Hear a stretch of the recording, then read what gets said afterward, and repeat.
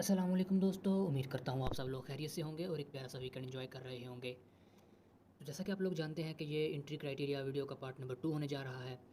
Entry criteria video के part number 1 में हमने पीडी अरेज़ को डिस्कस किया था। पीडी अरेज़ में से जैसे कि ब्लॉक्स की फैमिली, फिर वैल्यू गैप्स की फैमिली और चंद उन कॉन्सेप्ट्स को जो कि हमने प्रीवियस वीडियोज़ में डिस्कस किए थे, उन तमाम कॉन्सेप्ट्स को रिवाइज़ किया था। इस वीडियो में हम उन तमाम कॉन्सेप्ट्स को यूज़ करते हुए हम देखेंगे कि हमने मार्केट में किस तरह से अपनी ट्रेड को एग्जीक्यूट करना है। हम एक अपना ट्रेडिंग प्लान बनाएंगे और उस प्लान के अकॉर्डिंग चलते हुए हम अपना एंट्री क्राइटेरिया डिफाइन करेंगे कि उस एंट्री क्राइटेरिया पे स्टिक रहते हुए हमने जब कभी भी हमारा एंट्री क्राइटेरिया मीट होगा, हमने अपनी ट्रेड को किस तरह एग्जीक्यूट करना है और फिर हमने अपना प्रॉफिट कैसे बुक करना है। तो सबसे पहले देखते हैं कि हमने मार्केट में एंट्री लेने से पहले किन चीज़ों का ख्याल रखना है। सबसे पहली चीज़ आती है स्ट्रक्चर, यानी कि डेली बायास।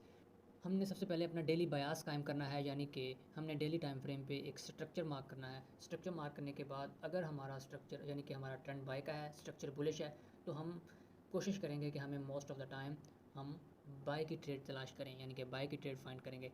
जबकि कभी कभी ऐसा भी होता है कि हम अपोजिट टू द ट्रेंड भी ट्रेड फाइंड करते हैं।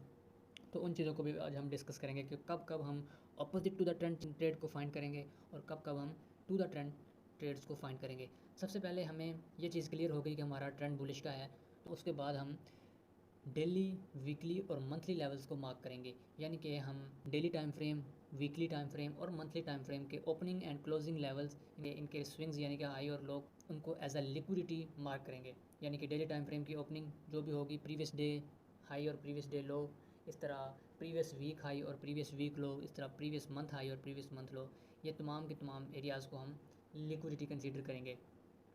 उसके बाद हम H4 टाइम फ्रेम पे आएंगे और आने के बाद दोबारा से अपना स्ट्रक्चर को ड्रा करेंगे, अलाइन करेंगे अपने डेली स्ट्रक्चर के अकॉर्डिंग। यानी कि अगर डेली स्ट्रक्चर बुलिश है तो हम देखेंगे क्या हमारा H4 का स्ट्रक्चर भी बुलिश है। अगर H4 का स्ट्रक्चर भी बुलिश हुआ तो इसका मतलब है कि हमारा बाय का ट्रेंड है वो स्ट्रॉन्ग है और हम उसमें बाय की ट्रेड अगर तलाश करेंगे, बहुत ज़्यादा प्रोबेबिलिटी है कि हमारी वो ट्रेड 99% सक्सेसफुल जाएगी। तो उसके बाद हम H1 टाइम फ्रेम पे पी डी अरेज़ को मार्क करेंगे। पी डी अरेज़ यानी कि प्रीमियम एंड डिस्काउंट अरेज़ को मार्क करेंगे। अरेज़ मीन है ब्लॉक्स की फैमिली में कुछ, यानी कि ब्रेकर ब्लॉक, रिक्लेम्ड ब्लॉक या ऑर्डर ब्लॉक और मिटिगेशन ब्लॉक भी हो सकता है। इसके अलावा गैप्स किसी भी किस्म का, वॉल्यूम गैप या फेयर वैल्यू गैप, या उसके अलावा बी पी आर यानी कि बैलेंस्ड प्राइस रेंज, या उसके बाद ओ टी ई लेवल, कुछ भी इन चीज़ों में से हम प्रीमियम एंड डिस्काउंट एरियाज़ में रहते हुए इन चीज़ों को मार्क करेंगे H1 में टाइम फ्रेम में। उसके बाद हम चलेंगे M15 टाइम फ्रेम पे और M15 में जाने के बाद दोबारा से हम अपना स्ट्रक्चर ड्रा करेंगे, यानी कि इंटरनल स्ट्रक्चर जिसे कहते हैं। फॉर एग्जांपल ये बुलिश ट्रेंड चल रहा है, ये ट्रेंड है डेली टाइम फ्रेम पे। M15 में आते हैं तो देखते हैं कि M15 में जो इंटरनल स्ट्रक्चर बन रहा है वो कुछ यूँ low higher high, higher low higher high, इस तरह जा रहा है ऊपर की तरफ।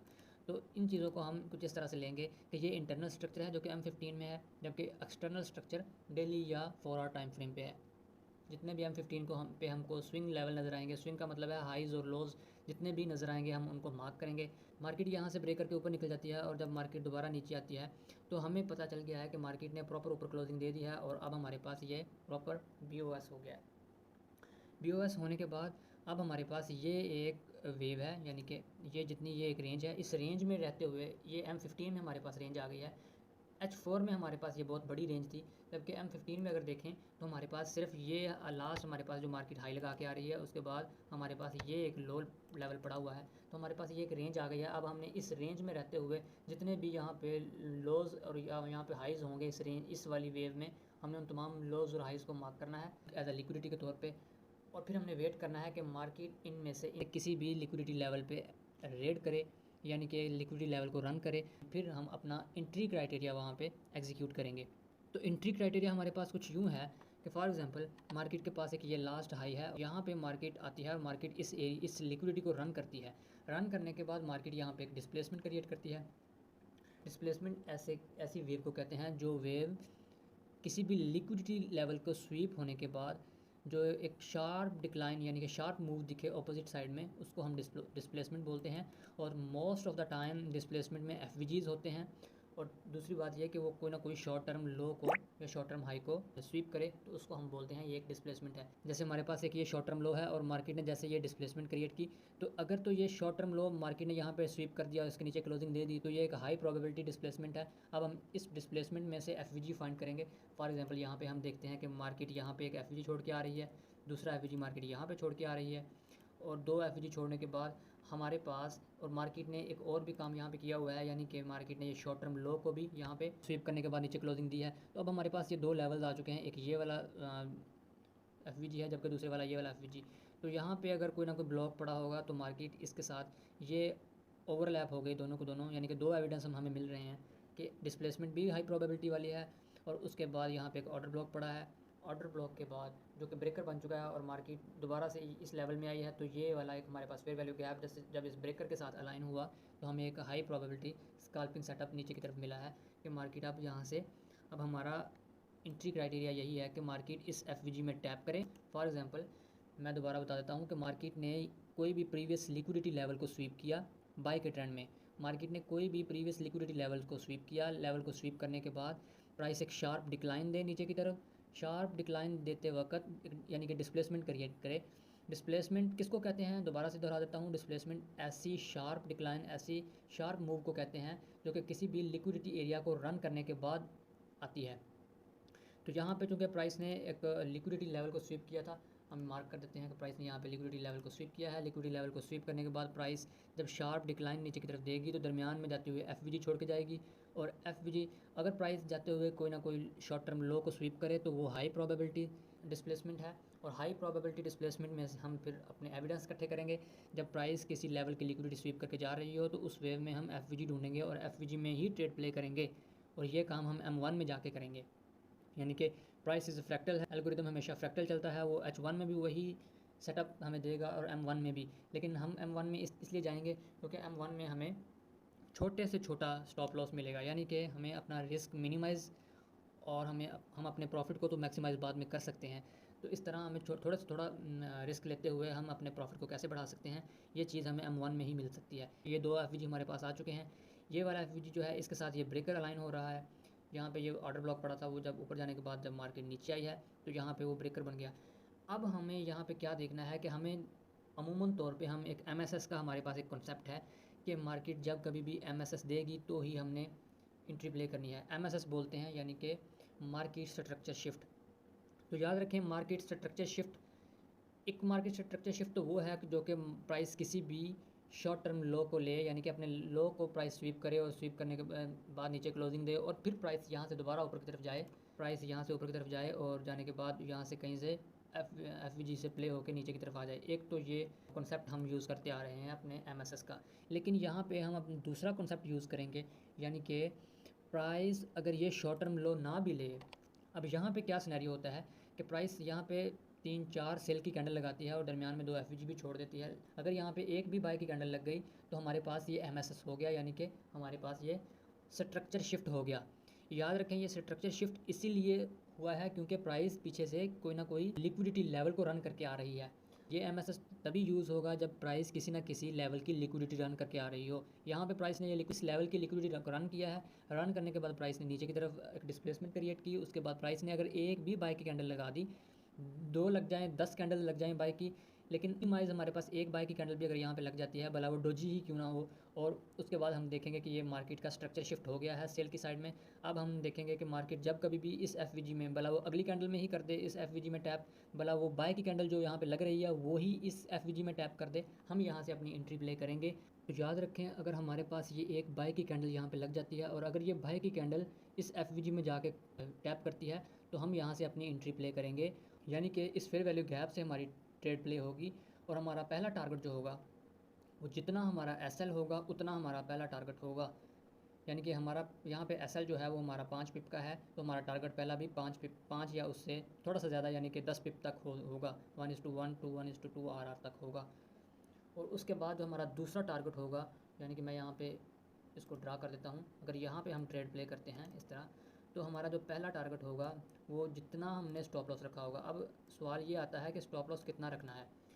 तो याद रखें स्टॉप लॉस हम इतना रखेंगे, प्राइस यहाँ में से बाय में जा रही थी और जहाँ से लिक्विडिटी क्लीन करने के बाद जो डिस्प्लेसमेंट आई, उस डिस्प्लेसमेंट में जो कैंडल्स सेल की लगी, उन तमाम सेल की कैंडल जिनमें एफ पड़े हैं, यानी कि जिस एफ को हम टारगेट कर रहे हैं उस एफ वाली कैंडल्स, यानी कि अगर वो रेड कैंडल्स हैं तो रेड कैंडल्स के ऊपर हमारा स्टॉप लॉस होगा। अगर एक रेड कैंडल है और उसके बाद अगली ग्रीन कैंडल आ जाती है तो यानी कि वेव टूट गई, तो हमारा उसी रेड कैंडल के ऊपर स्टॉप लॉस होगा। लेकिन अगर पूरी की पूरी तमाम वेव में सारी रेड कैंडल्स हैं तो हमारा इस पूरी वेव के ऊपर स्टॉप लॉस होगा। इन तमाम चीज़ों को अभी हम जब चार्ट पे जाएंगे तो और इन चीज़ों को डिस्कस करेंगे और इन डिटेल समझेंगे। फ़िलहाल कॉन्सेप्ट को क्लियर कीजिए कि हमारा पहला जो टारगेट होगा वो होगा, जितना हमारा स्टॉप लॉस होगा उतना हमारा टारगेट होगा, यानी कि 1:1 RR, जो कि यहाँ पे ऑलमोस्ट बन जाता है। और उसके बाद हमारा दूसरा जो टारगेट होगा वो होगा नियरेस्ट लिक्विडिटी लेवल, जो कि यहाँ पे मुझे नज़र आ रहा है। ये नियरेस्ट स्विंग लेवल पड़ा हुआ है, तो इसका मतलब है कि यहाँ पे लिक्विडिटी पड़ी है। तो यहाँ पे हमारा होगा दूसरा, जब हमारा पहला टारगेट हिट होगा, यानी कि 1:1 to 1:2 RR तक हम पहला टारगेट ले लेंगे, हम अपनी एंट्री को 50% तक बुक कर लेंगे और उसका स्टॉप लॉस उसकी ब्रेक इवन यानी कि उसकी एंट्री पॉइंट पे डाल देंगे। और उसके बाद फिर हम उसको अपने टारगेट टू तक जाने देंगे। टारगेट 2 के बाद फिर हम अपने स्टॉप लॉस को प्रॉफिट में रख के अपनी एंट्री को अपने M15 या H1 या हायर टाइम फ्रेम के किसी नियरेस्ट स्विंग लेवल, जो कि हमारा जो ड्रा ऑन लिक्विडिटी लेवल होगा, ultimate draw on liquidity level, यहाँ से नीचे भी हो सकता है, तो वहाँ तक हम अपनी ट्रेड को राइड करेंगे। ये था सिंपल सा एंट्री क्राइटेरिया का रूल। हमारा पहला टारगेट जो 1:1 RR, यानी कि जो हमने बताया है कि जितना स्टॉप लॉस होगा उतना हमारा पहला TP होगा। रिस्क टू रिवार्ड रेशियो 1:1 होगी। सेकंड टारगेट हमारा नियरेस्ट लिक्विडिटी लेवल, और उसके बाद फिर हम ब्रेक इवन के साथ अपनी ट्रेड को एंजॉय करेंगे। हम प्रॉपर मनी मैनेजमेंट के साथ इंटर होंगे, यानी कि अपने अकाउंट का 1% या 2% इससे ज़्यादा नहीं लेंगे। तो जब हमारे पास हाई प्रोबेबिलिटी सेटअप होंगे वहाँ पे हम अपनी, तो तब मनी मैनेजमेंट के अकॉर्डिंग हम अपने अकाउंट का 1 to 2% तक रिस्क ले सकते हैं। जबकि हमारे पास लो प्रोबेबिलिटी सेटअप होंगे वहाँ पे हम 0.5% का रिस्क लेंगे। तो हम देखेंगे कि हमने जिन तमाम चीज़ों को अभी डिस्कस किया है, क्या उन तमाम चीज़ों के अकॉर्डिंग चलते हुए हम अपनी ट्रेड्स को ले पाते हैं, और अगर हम ट्रेड्स को ले पाते हैं तो उनको कब कब हमने अपनी एंट्रीज़ को एग्जीक्यूट करना है, और कब हमने पार्शियल प्रॉफिट बुक करना है, और कब हमने प्रॉपर ट्रेड को क्लोज कर देना है। तो ये है हमारा डेली टाइम फ्रेम का GBP USD का चार्ट। अब हम सबसे पहले अपने डेली बयास क्लियर करते हैं कि इस पेयर का ट्रेंड बुलिश है या बेरिश। सबसे पहले देखते हैं कि प्राइस ने ये एक लो लगाया है, उसके बाद ये यहाँ पे ये इसका लास्ट हाई था, तो इसके बाद जब प्राइस इसके ऊपर यानी कि यहाँ पे क्लोज़ हुई है तो हमारे पास ये प्रॉपर MSS हुआ है। उसके बाद ये BOS हुआ है, BOS होने के बाद ये लो लगा, लो लगने के बाद ये स्विंग फेलियर, और ये नीचे की तरफ MSS हो गया। नीचे की तरफ MSS तो हुआ, लेकिन जब दोबारा ऊपर की तरफ गई तो उसने यहाँ पे इसको प्रॉपरली BOS किया। BOS के बाद ये फिर एक लो के बाद ये हाई, उसके बाद ये प्रॉपर MSS नीचे की तरफ, फिर ऊपर की तरफ ये दोबारा से BOS हुआ। तो ये लास्ट वाला जो MSS यहाँ पे हुआ था ये इनवैलिड हो गया। उसके बाद ये लो लगा है, हायर लो, और फिर ये हायर हाई। तो इस तरह ये हमारे पास अब ट्रेंड बुलिश का चल रहा है। मैं दोबारा यहाँ पे मार्किंग भी कर देता हूँ ताकि आपके लिए आसानी हो स्ट्रक्चर रीड करने में। MSS हुआ था यहाँ पे हमारे पास प्रॉपर BOS हो गया। BOS होने के बाद फिर यहाँ पे हमारे पास दोबारा से BOS हुआ है, यहाँ पे दोबारा से BOS हुआ है, और BOS होने के बाद फिर यहाँ पे जब जैसे ही मार्केट ने MSS किया है, ये MSS हुआ है, MSS के बाद दोबारा से प्राइस ने ऊपर की तरफ यहाँ पे BOS कर दिया। तो जब ये वाला BOS हुआ है तो नीचे वाला MSS इनवैलिड हो गया, और फिर प्राइस ने दोबारा ऊपर की तरफ BOS कर दिया यहाँ पे। तो अब हमारे पास ट्रेंड बुलिश है। और अब हम देखते हैं कि क्या H4 में भी ट्रेंड बुलिश है या बेरिश है।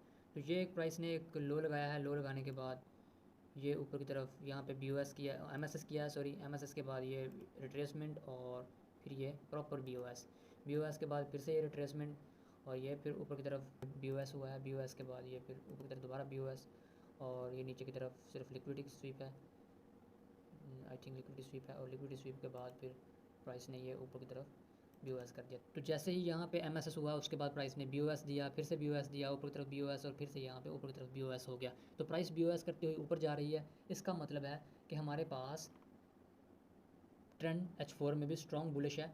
अब हमारे पास चूँकि H4 में भी ट्रेंड स्ट्रॉन्ग बुलिश है, तो अब हमने क्या करना है कि हमें जो भी जितने भी लेवल्स यहाँ पर नज़र आ रहे हैं हम उन तमाम स्विंग्स को मार्क करते हुए चलते जाएंगे। यहाँ पे हमारे पास एक ये लेवल जो कि स्विंग का लो नज़र आ रहा है मुझे, उसके बाद ये इक्वल लोज नज़र आ रहे हैं। उसके बाद एक ये स्विंग लो पड़ा हुआ है, एक ये स्विंग लो पड़ा है। इस तरह प्राइस ये स्विंग लो छोड़ती हुई जा रही है। अब हमारा अगला काम ये है, हाइज़ हमने इसलिए मार्क नहीं किए क्योंकि हाइज़ को प्राइस ऑलरेडी स्वीप करती हुई जा रही है। तो हम अब पिछले वीक की तमाम ट्रेड्स का जायज़ा लेंगे और हम देखेंगे कि प्राइस ने किस तरह से मूव दिया है और क्या हमारा एंट्री सेटअप जो हमने अभी अभी सीखा है वो वैलिड है, और अगर वैलिड है तो प्राइस ने किस हद तक उसको ऑनर किया है। देखिए हमारा ये वीक यहाँ से शुरू हो रहा है, तो हम अपने वीक को यहाँ से मार्क कर लेते हैं। अब हम देखेंगे इस वीक में प्राइस ने हमारे एंट्री सेटअप के अकॉर्डिंग किस तरह से मूव दी है। तो सबसे पहले जंप करते हैं M15 पे। तो हमने एक चीज़ डिस्कस की थी कि M15 में जाने के बाद हम लिक्विडिटी लेवल्स को मार्क करके रखेंगे, तो जैसे ही प्राइस उनको स्वीप करेगी हम वहाँ से अपनी ट्रेड प्ले करेंगे। तो अगर हम डेली टाइम फ्रेम पे देखें, क्योंकि हमने ये प्रीवियस डे हाई यहाँ से मार्क कर रखा है, प्रीवियस डे हाई मार्क करने के बाद हमने M15 में आके इस प्रीवियस डे हाई को यहाँ पे वॉच करना शुरू कर दिया। प्राइस ने जैसे ही यहाँ पे इस प्रीवियस डे हाई पे रेड किया है, तो हम अब देखेंगे कि क्या प्राइस ने जिस तरह से हमने बयान किया था क्या उस तरह से हमें एंट्री दी। हम यहाँ पे चलते हैं इस वाले एरिया में, इसको हम मार्क कर लेते हैं यहाँ पे, और हम M1 में जाके एंट्री फाइंड करते हैं। सबसे पहले हमने क्या किया है, हमने अपना बयास देखा है, बयास हमारा बुलिश है, तो हम चूँकि बुलिश बयास है तो हम बुलिश ट्रेड ही फाइंड करेंगे।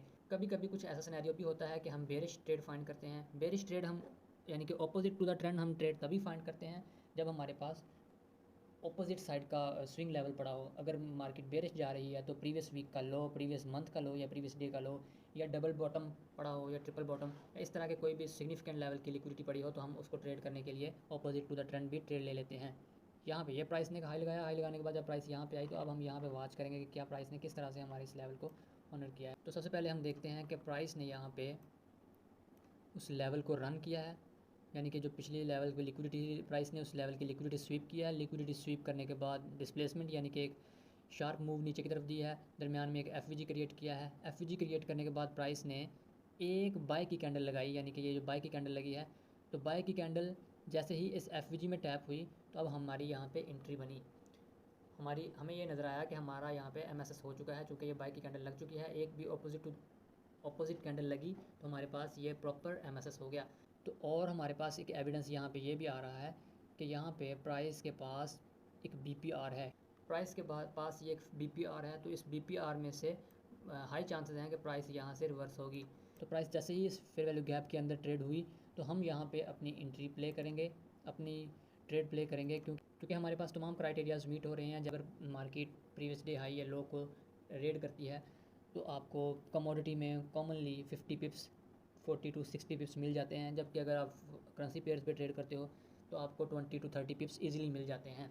तो अब हमारा स्टॉप लॉस जो है, हमने जैसा कि बयान किया था कि अगर एफवीजी वाली कैंडल के ऊपर दूसरी कैंडल आ जाए, यानी कि एफवीजी वाली कैंडल अगर ब्लैक यानी कि रेड है, तो उसके बाद अगर ग्रीन कैंडल आ गई तो ये समझ लो ये वेव टूट गई। इसलिए हम इस ग्रीन कैंडल के इस रेड कैंडल के ऊपर अपना स्टॉप लॉस रखेंगे। लेकिन अगर क्या हो कि यहाँ पे सारी की सारी ब्लैक कैंडल्स यानी कि रेड कैंडल्स हों, तो हम जहाँ तक ये वेव चलेगी हम वहाँ तक अपना स्टॉप लॉस लेके जाएंगे। यहाँ पे स्टॉप लॉस यहीं पे बन रहा है क्योंकि ये वेव यहीं पे टूट रही है। वेव इस तरह ब्रेक हो रही है क्योंकि ये अगली कैंडल ऑपोजिट कैंडल आ गई है, तो ये वेव ब्रेक हो गई, इसलिए हमारा स्टॉप लॉस ये बना। तकरीबन ये 2 पिप का स्टॉप लॉस बन रहा है, तो उसको हम थोड़ा सा मार्जिन देते हुए 5 पिप का कर लेते हैं, स्प्रेड का मार्जिन देते हुए।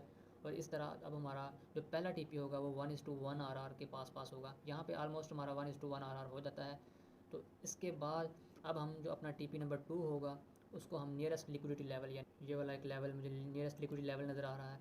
लेवल तो ये भी लिक्विडिटी लेवल है, लेकिन ये वाला लेवल ऑलमोस्ट इक्वल लोज पड़े हुए हैं यहाँ पे, तो इसलिए मैं इस वाले लेवल को तरजीह दूँगा।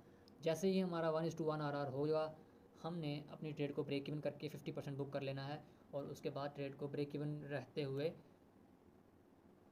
TP2 और TP फाइनल का वेट करना है।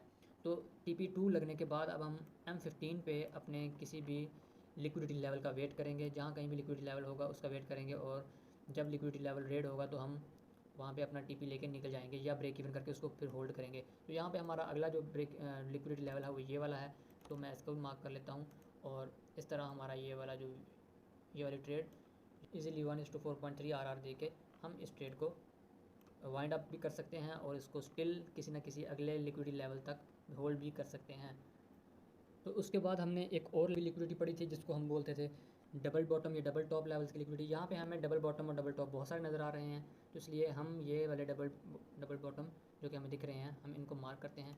यहाँ पे प्राइस ने ऑलमोस्ट डबल बॉटम बनाया, तो प्राइस ने यहाँ पे इस डबल बॉटम को स्वीप किया। स्वीप करने के बाद यहाँ पे एक डिस्प्लेसमेंट क्रिएट की और एफ क्रिएट किया। एफ क्रिएट करने के बाद प्राइस ने जैसे ही एक ऑपोजिट कैंडल यहाँ पे भी लगाई, लेकिन एफ में टैप नहीं किया, और जब दोबारा इस ऑपोजिट कैंडल लगाई तो हमारे पास ये एफ में जैसे ही प्राइस ने टैप किया तो हम यहाँ पे अपनी ट्रेड प्ले करेंगे। क्योंकि हमारा ट्रेंड बुलिश है, हमारा डेली टाइम फ्रेम, हमारा 4 आवर का टाइम फ्रेम और हमारा M15 तमाम के तमाम टाइम फ्रेम जो है वो बुलिश हैं, वो ट्रेंड बुलिश बता रहे हैं। तो इसलिए अब हमें बहाना चाहिए सिर्फ बाई की ट्रेड का। जैसे ही हमें कोई ना कोई बहाना मिलेगा हम वहाँ से अपना बाई की ट्रेड प्ले कर देंगे।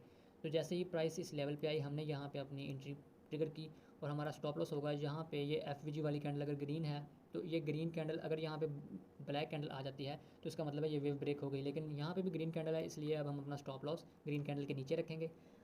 और हमारा TP1 जो होगा वो 1:1 RR होगा, पहला TP, जो कि ऑलमोस्ट यहीं पे ही हो जाता है। और उसके बाद हम ब्रेक इवन के साथ इसको अगले नियरेस्ट लिक्विडिटी लेवल यानी कि ये वाले लेवल तक वेट करेंगे कि मार्केट यहाँ तक जाए। तो प्राइस यहाँ तक नहीं गई और प्राइस ने दोबारा आके ब्रेक इवन हिट कर दिया और हमारा ये 1:1 RR की ट्रेड यहीं पे वाइंड अप हो गई। इसके बाद अब हम M15 पे चलते हैं और हमारी एंट्री क्राइटेरिया जो हमने अभी भी डिस्कस किया है उसके अकॉर्डिंग हमें प्रीवियस वीक में टोटल कितनी ट्रेड्स मिली और कितने RR की ट्रेड मिली। यहाँ पे भी प्राइस ने डबल बॉटम की लिक्विडिटी को स्वीप किया, M15 पे डबल बॉटम बनाया। ये जब इतना स्ट्रॉन्ग बुलिश ट्रेंड है हमारे पास, M15 में भी बुलिश है, H1 में भी बुलिश है, H4 में भी बुलिश है और डेली टाइम फ्रेम भी बुलिश है। तो इतने बयास इकट्ठे होने के बाद अब हमें सिर्फ बहाना चाहिए। जैसे ही हमें बहाना मिलेगा हम अपनी बाय की ट्रेड एग्जीक्यूट कर देंगे। तो यहाँ पे अब हम जाके देखते हैं कि क्या हमारे पास यहाँ पे कोई स्ट्रॉन्ग एविडेंस है, क्या हमारी एंट्री क्राइटेरिया यहाँ पे ऑनर हुआ है। चलते हैं M1 में।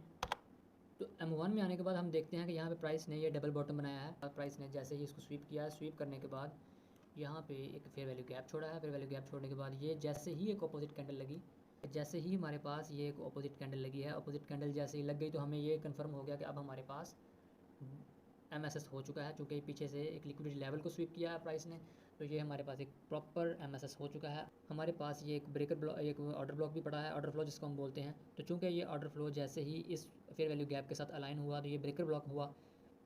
तो ये ब्रेकर ब्लॉक यहाँ पे इस फेयर वैल्यू गैप के साथ ऑनर होने के बाद हमारे पास 2 एविडेंस आ चुके हैं बाय की ट्रेड प्ले करने के लिए। यहाँ से हम बाय की ट्रेड एग्जीक्यूट करते हैं। यहाँ पे हमारा तकरीबन ये 5 पिप का SL होगा। पहला TP हमारा 1:1 RR के पास यानी कि यहाँ पे। तो पहला TP हमारा 1:1 RR के पास यानी कि यहाँ पे होगा और दूसरा TP हमारा नियरेस्ट लिक्विडिटी लेवल यानी कि जो कि मुझे यहाँ पे नज़र आ रहा है, इक्वल हाइज नज़र आ रहे हैं यहाँ पे, ये 1:2 1:3 दूसरा हमारा लेवल यहाँ पे हिट हुआ और हमारा यहाँ पे ये 1:2 1:3 RR होने के बाद हम यहाँ से अपने फाइनल TP के साथ यहाँ से आउट भी हो सकते हैं, जो कि 1:4 RR बनता है। लेकिन अगर हम इसको अगर होल्ड करना चाहें नेक्स्ट एरिया तक तो हम इसको 1:8 RR बनता है। अब हम यहाँ तक इसको होल्ड भी कर सकते हैं जब तक कि प्राइस किसी अगले लेवल की लिक्विडिटी को स्वीप करके नीचे MSS ना कर दे, हम इसको अभी वहाँ तक होल्ड करेंगे। उसके बाद हम दोबारा से M15 में चलते हैं। तो यहाँ पे हम अगर देखें तो प्राइस ने हमें यहाँ पे भी, ये हमारे पास थर्सडे का है, तो हम यहाँ पे भी देखेंगे कि मुझे यहाँ पे भी इक्वल लोज नज़र आ रहे हैं। तो अगर इक्वल लोज हैं तो इसका मतलब है कि यहाँ पे भी प्राइस ने इक्वल लोज रन करने के बाद हमारा एंट्री क्राइटेरिया मीट किया होगा। तो हम M1 में जाके यहाँ का भी पोस्टमार्टम करते हैं। तो यहाँ पे हमारे पास ये हमें इक्वल लोज यहाँ पे नज़र आए। प्राइस ने यहाँ पे इक्वल लोज बनाए। इक्वल लोज बनाने के बाद प्राइस ने यहाँ पे 2 इक्वल लोज बनाए। इक्वल लोज बनाने के बाद फिर उसको स्वीप करने के बाद डिस्प्लेसमेंट क्रिएट की और डिस्प्लेसमेंट क्रिएट करने के बाद एक ऑर्डर ब्लॉक यानी कि ऑर्डर ब्लॉक जो कि पीछे से एक ब्रेकर ब्लॉक के साथ अलाइन हो रहा है। तो हम इस तमाम एरिया को यहाँ पे मार्क कर लेते हैं। ये हमारा ब्रेकर ब्लॉक और उसके साथ ये हमारे पास एक ऑर्डर ब्लॉक और उसके बाद हमारे पास ये एक FVG भी दरमियान में आ गया। तो इस तरह ये 3 लेवल्स हमारे एक ही जगह पे इकट्ठे हो रहे हैं। तो हमारे पास ये एक बहुत ही हाई प्रोबेबिलिटी सेटअप बन चुका है। यहाँ पे हम अपनी ट्रेड को एग्जीक्यूट करेंगे और असल हमारा होगा ये वाली वेव के नीचे, क्योंकि ये हम अब FVG को नहीं ले रहे, ना सिर्फ FVG को बल्कि एक ऑर्डर ब्लॉक को भी साथ ले रहे हैं जो कि ब्रेकर के साथ अलाइन हो रहा है। इसलिए अब हम इस पूरी वेव के नीचे अपना स्टॉप लॉस रखेंगे जो कि बनता है 6 पिप। पहला TP हमारा 1:1 RR के पास होगा। दूसरा TP हमारा 1:2 नियरेस्ट लिक्विडिटी लेवल जो कि 1:3 RR बन रहा है और उसके बाद फिर हम इसको ब्रेक इवन करके अपनी ट्रेड को होल्ड करेंगे और एक प्यारा सा हैंडसम सा प्रॉफिट इंजॉय करेंगे। उसके बाद अगर हम यहाँ पे देखें तो प्राइस ने दोबारा से वही काम किया है, यहाँ पे इक्वल लोज क्रिएट किया है। इक्वल लोज क्रिएट करने के बाद यहाँ पे स्वीप किया, स्वीप करने के बाद प्राइस ने यहाँ पे डिस्प्लेसमेंट क्रिएट की। डिस्प्लेसमेंट क्रिएट करने के बाद अब यहाँ पे हमारे पास एक ये एफ आ रहा है, जबकि और हमारे पास कोई एफ नहीं, सिर्फ एक ये ब्रेकर ब्लॉक आ रहा है, जो कि ब्रेकर ब्लॉक, अगर हम यहाँ पे ब्रेकर ब्लॉक और इस एंट्री को मार्क करें, ये हमारे पास ब्रेकर ब्लॉक, जबकि उसके साथ साथ ये हमारे पास एक एफ। तो प्राइस ने इस एरिया में टैप ही नहीं किया, बल्कि प्राइस ऊपर वाले एफ से ही प्ले हुई और वापस चली गई। तो ये एंट्री हमारे से मिस हो गई, क्योंकि हम हमेशा हाई प्रोबेबिलिटी के साथ चलेंगे। याद रखना, हमें जहाँ पे हाई प्रोबेबिलिटी सेटअप नज़र आएगा हम सिर्फ उसी सेटअप के साथ जाएंगे, हम प्राइस चलते हुए दरमियान में नहीं घुसेंगे। तो इसके बाद अब हम चलते हैं प्रीवियस डे की जानब, जो कि हमें यहाँ पे वेडनेसडे की याद दिला रहा है, क्या यहाँ पे हमें कोई सेटअप मिला है कि नहीं। तो अब हम यहाँ पे देखते हैं कि प्राइस ने यहाँ पे दोबारा इक्वल लोज को यहाँ पे बॉटम को स्वीप किया। स्वीप करने के बाद प्राइस ने ये बनाया, फिर से प्राइस ने दोबारा से एक डबल टू बॉटम बनाया। डबल बॉटम बनाने के बाद उसको स्वीप किया। स्वीप करने के बाद एक डिस्प्लेसमेंट क्रिएट की, और डिस्प्लेसमेंट क्रिएट करने के बाद याद रखिएगा, ये तमाम के तमाम जो ट्रेड्स जिनको हम फाइंड कर रहे हैं, ये सिर्फ इसलिए फाइंड कर रहे हैं क्योंकि हमारे पास हमारे तमाम के तमाम स्ट्रक्चर बुलिश हैं। इसलिए हमें सिर्फ बहाना चाहिए, जहाँ से भी वो बहाना मिलता है हम वहीं से ही हाई प्रोबेबिलिटी सेटअप देख के अपनी ट्रेड एग्जीक्यूट कर रहे हैं। तो ये हम अपने प्रीवियस वीक की तमाम ट्रेड्स को फाइंड करेंगे और देखेंगे कि कौन कौन सी ट्रेड्स मिस हुई हैं, कौन कौन सी ट्रेड्स लो प्रोबेबिलिटी थी, इसलिए हमने उनको नहीं लिया। और यहाँ पे हम देखते हैं कि प्राइस ने जैसे ही ये वाली एक डिस्प्लेसमेंट क्रिएट की, तो हमारे पास ये दो एफ आ गए। यहाँ पे दो एफ आने के बाद अब हमारे पास यहाँ पे ये एक ऑर्डर ब्लॉक, जो कि ब्रेकर ब्लॉक बन चुका है। तो ब्रेकर ब्लॉक जैसे ही यहाँ पे अलाइन हुआ, हमारे पास एक बेहतरीन सा एंट्री सेटअप दोबारा से आ गया। तो हम यहाँ से अपनी एंट्री प्ले करेंगे। हमारा स्टॉप लॉस होगा इस लो के नीचे, यानी कि वेव के नीचे, जो कि बनता है आलमोस्ट 11 पिप का। और पहला टी पी 1:1 RR, जो कि मार्केट ने बहुत ही फास्टेस्ट मूव के साथ पिक किया। दूसरा टी पी हमारा नियरेस्ट लिक्विडिटी लेवल, जो कि ये वाला था, जिसको प्राइस ने पिक किया 1:5 RR के पास। और उसके बाद फिर हम अपने ट्रेड को ब्रेक इवन करके होल्ड करेंगे जब तक price nearest next swing level को, यानी कि बाय साइड लिक्विडिटी को स्वीप करके नीचे की तरफ एमएसएस नहीं देती, हम तब तक अपनी ट्रेड को होल्ड करेंगे, वो जितना भी ऊपर चलती जाए। लेकिन अब अभी हम इसको यहीं तक रखते हैं, क्योंकि ये हमारे पास हाई, जो हमें नियरेस्ट हाई नज़र आ रहा है, तो इसलिए ये ट्रेड भी हमारे पास 1:7 RR हुई। अब हम दोबारा से M15 में चलते हैं और जाके देखते हैं कि इससे प्रीवियस डे में हमें कोई ट्रेड मिली। तो अगर मंडे वाले दिन देखें, जो कि इस ट्रेडिंग वीक का पहला दिन था, तो हम यहाँ पे देखते हैं कि हमारे पास ये आलमोस्ट इक्वल लोज जो है, रिलेटिव इक्वल लोज जिसको हम बोलते हैं, प्राइस ने जैसे ही इन रिलेटिव इक्वल लोज को यहाँ से रन किया है, रन मतलब इन सेल साइड लिक्विडिटी को रन करने के बाद प्राइस ऊपर की तरफ मूव हो गई। तो अब हम इसको यहाँ पे मार्क करते हैं और M1 में जाके हम अपना एंट्री क्राइटेरिया, जो कि हमने अभी डिस्कस किया है, उसको यहाँ पे अप्लाई करने की कोशिश करते हैं। तो प्राइस ने जैसे ही अपने इन लिक्विडिटी लेवल को यहाँ पे रन किया, रन करने के बाद प्राइस ने एक बहुत ही शार्प डिक्लाइन दिया ऊपर की तरफ। हम इस एफ को मार्क करके रख लेते हैं, क्योंकि ये एफ प्राइस ने यहाँ पे बनाया, और उसके साथ हमारे पास अब एफ नहीं बल्कि इसके साथ साथ ये एक और ऑर्डर ब्लॉक है, जो कि अब एक ब्रेकर बन चुका है, और ये भी इस एफ के साथ अलाइन हो रहा है। तो अब ये एफ हमारे पास हाई प्रोबेबिलिटी एफ बन गया है। तो अब हम अपनी ट्रेड को यहाँ से एग्जीक्यूट करेंगे और देखेंगे हमारा स्टॉप लॉस क्या बनता है। हमारा स्टॉप लॉस क्या बनता होगा, बिल्कुल इस वेव के नीचे, क्योंकि ये एक ही वेव है, सब के सब ग्रीन कैंडल्स हैं। तो इस वेव के नीचे हमारा स्टॉप लॉस, पहला टीपी हमारा एज यूजुअल 1:1 to 1:2 RR, ये हमारे पास लेवल पड़ा था लिक्विडिटी का। तो यहाँ पे हमारा पहला टीपी, दूसरा टीपी हमारा ये लिक्विडिटी लेवल के पास यहाँ पे हमारे पास ये इक्वल हाई मुझे नज़र आ रहे हैं, तो इसलिए ये हमारे पास हमारा टीपी नंबर 2, जो कि 1:3 RR बनता है। और अपना टीपी अगला, हमारा नेक्स्ट टीपी जो होगा हमारा नेक्स्ट स्विंग लेवल, जो कि 1:8 RR बनता है। तो इस तरह ये ट्रेड हमारी 1:8 RR के साथ हमारी थर्ड ट्रेड रही।